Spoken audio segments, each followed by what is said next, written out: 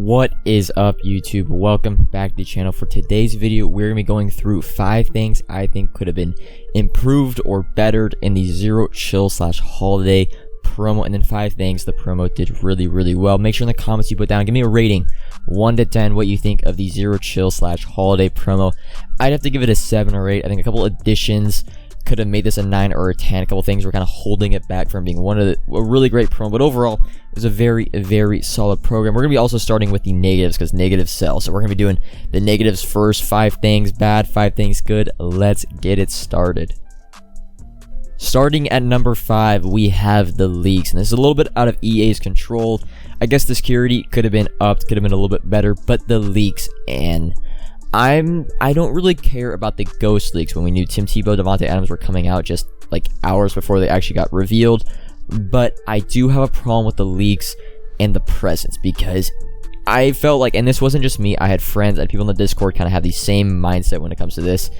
Leaking the presents, when presents, what's about them is like excitement, anticipation, build up for presents. Supposed to be a huge surprise Christmas morning, and the leaks kind of just killed all that hype or the motivation to me to actually get presents like Wednesday, Thursday, Friday going into Saturday. I already knew what the super rare presents were, so I just felt, I don't know, I just felt like the leaks of the presents were just really, it kind of just killed any hype. And I think if they don't get leaked and we get Isaiah Simmons, Derrick Henry kind of as a surprise, it's received from the community standpoint a lot better. But you know, that's a little thing. Leaks, it's out of EA control. At number 4, we're gonna have the New Year's packs. And New Year's packs, EA, we're on the same team, right? You want to sell packs, you want to make money. Me as a market enthusiast, as a Madden 22 player, I want the game to be more active, more poppin' basically on New Year's Eve or New Year's Day.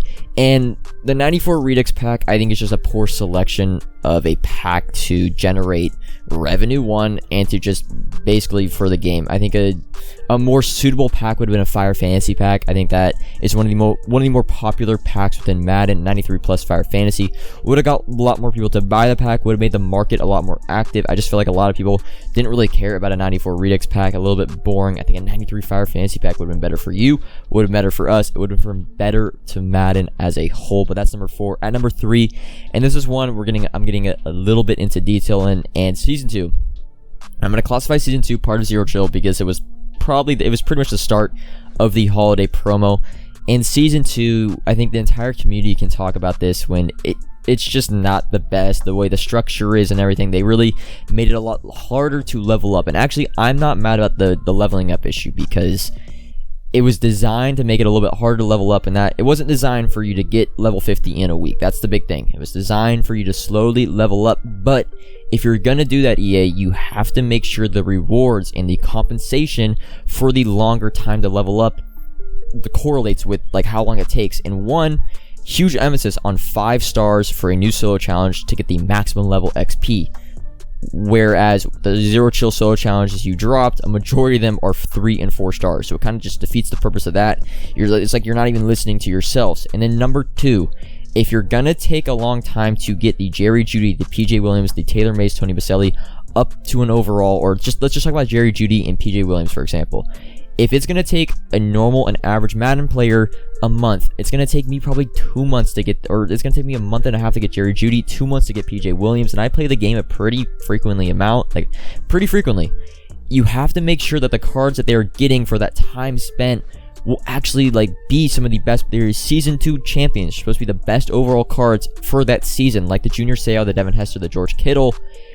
And I think a way to do this would be to give them a strategy item boost like Deep Freeze, like Ghost, give them whatever the current program is, strategy boost to the Jerry Jeudy, to the PJ Williams, to make them more relevant in a meta card for the time spent. You should be rewarded basically a, I don't know how to say it, just a good amount. And then the last thing, Cam Chancellor, Month Master, he's supposed to be the highest overall player throughout the entire year, and they've just kind of forgotten about him. So Season 2, I think if you add a couple things to the cards, you give Jerry Jeudy, PJ Williams a strategy item boost of the corresponding program that's active. It makes their cards a lot better and a lot more, it gives you a lot more motivation to actually want to grind and get those cards. I know a lot of people have kind of just, you're like, hey man, I don't really care. By the time I get Jerry Jeudy, he's not even gonna be available to, he's not gonna be a starter on my team, so why go after him? All right, at number 2, we have the Zero Chill program, and The Zero Chill program, not the program, like just more the release, the players. I don't mind the content structure, right? 3 heroes get a card, you get the 3 end cats back. Love that idea. But the player names and the overall choices and the timing of where the release happened really will determine how good a drop is. Release number 1, Peyton Manning, Calvin Johnson. Love it. Peyton Manning, although a little slow, a really cool card, a pack seller, a new name to the game. Awesome. Calvin Johnson, I think one of the best safeties, one of the best cards in the game. I love this Calvin Johnson free safety card. But the issue with release 1, and I think it's pretty obvious, Gut Fox already went on a rant about this a couple weeks ago. TJ Watt, one of the best players in the NFL as a whole, gets a 93 overall. He gets a 93 overall hero, yet for release 2, Quandre Diggs gets a 95. That just, like, if you, this is simple to make Quandre Diggs a 93, TJ Watt the 95, and it's a lot, like, it just seems like just a lot better. I don't know. It's just the reasoning behind making Quandre Diggs a 95, another free safety, and then TJ Watt being a 93 just doesn't make sense. I guess they knew TJ Watt was going to win Defensive Player of the Year, so they didn't want to give him a 95. But hey. And then release 3, at this point, it feels like EA was just running out of cards to make champions. I mean, Taysom Hill and Chris Harris Jr., 95 overall champion cards, some of the best cards at their respective positions. It felt like a PJ Williams idea. They ran out of players to give 95 overalls to, and it's like, hey, Taysom Hill, Chris Harris Jr., and then you have release 4, one of the best releases, but since it's release 4 and it's towards the end of the Zero Chill program, it's not even that talked about. Kyler Murray, dope card, but we already now have Derrick Henry and Jalen Hurts, and they go for the same price. It just makes Kyler Murray an afterthought. If this release 4 was release 1, Kyler Murray being one of the best quarterbacks in the game, DK Metcalf, great card, Michael Vick, great card. This entire drop, Robert Woods as well.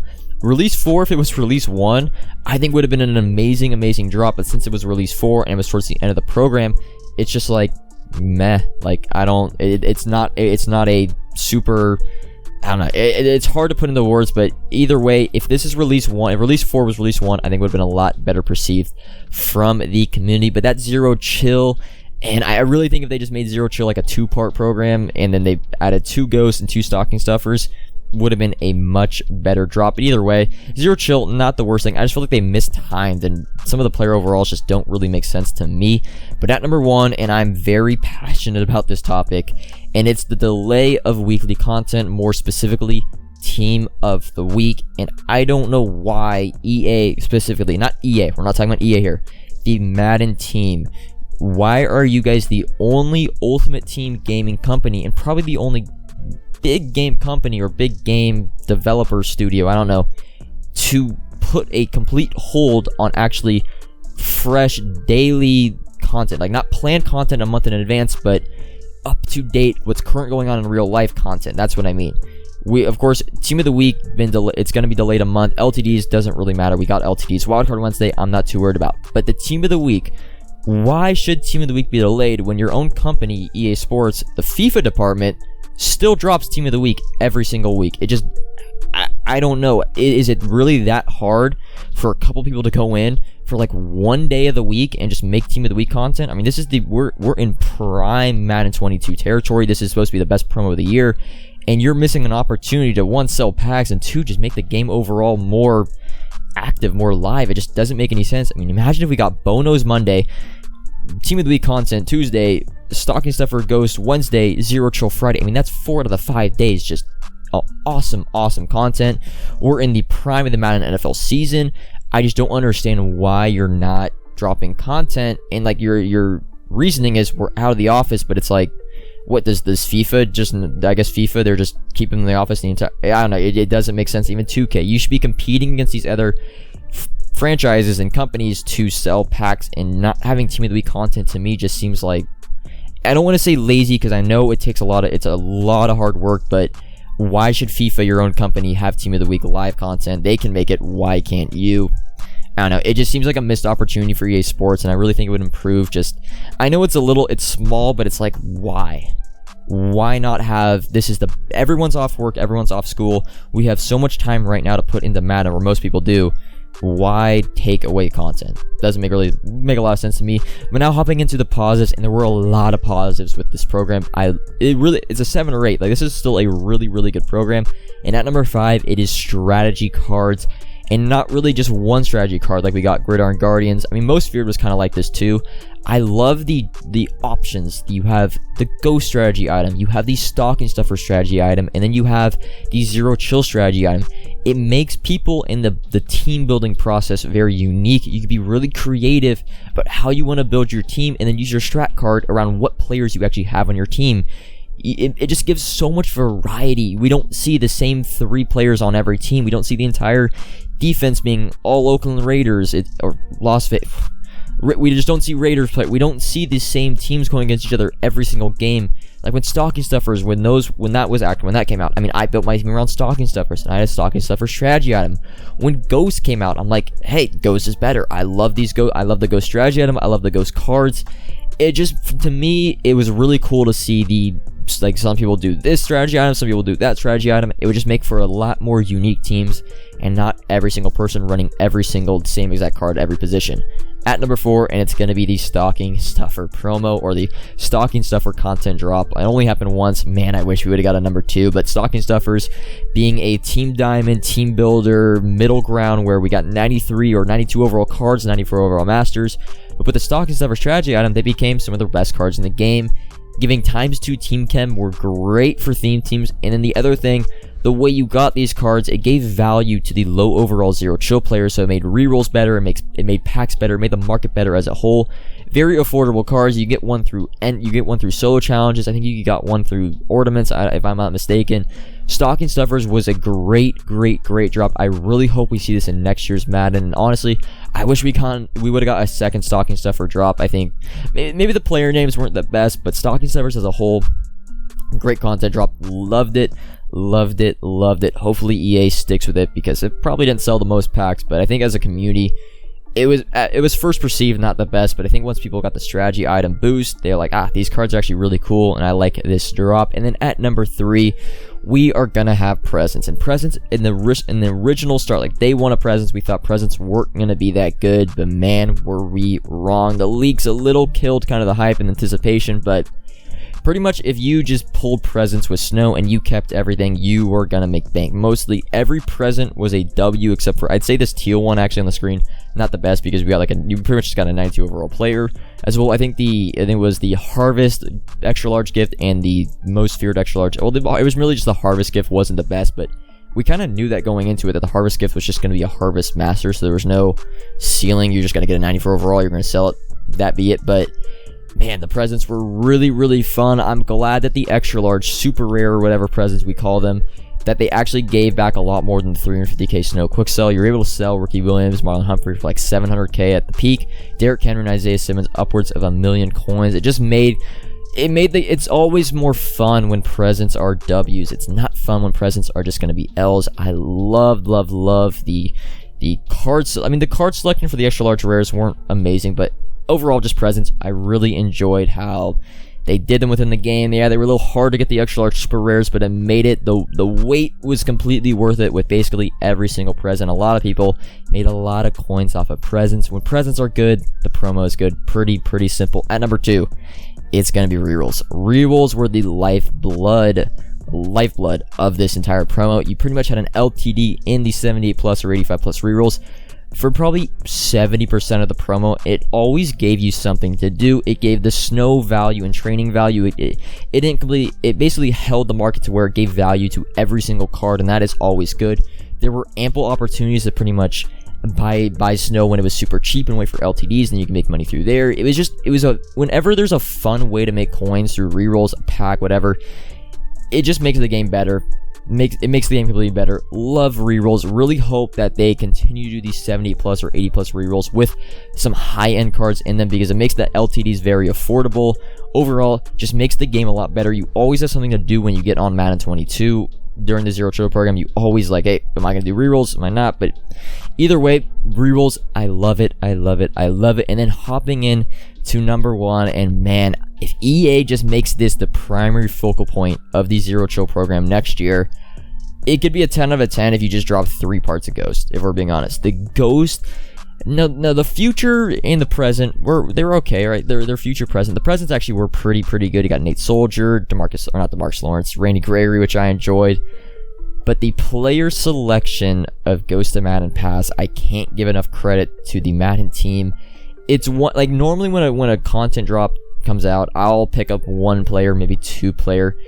You know it's a good promo, or you know it's a good content drop when myself, who has some of the highest overall players in the game, I picked up all 9 out of the Ghost of Madden Pass players and all 3 of the LTDs, and we're in my starting lineup the first day of the content drop because I wanted them on my team that bad. All 12, basically 12 out of 12 Ghost of Madden Pass or LTDs were on my team. The name selection of the cards, I mean, Patrick Peterson, Richard Sherman, Adrian Peterson, every single one of these cards were high-end meta cards, fun cards to use. They weren't boring. I mean, Tim Tebow LTD, yeah, he's a little expensive, but probably pretty affordable for an LTD. 96 overall. Micah Parsons, Devontae Adams.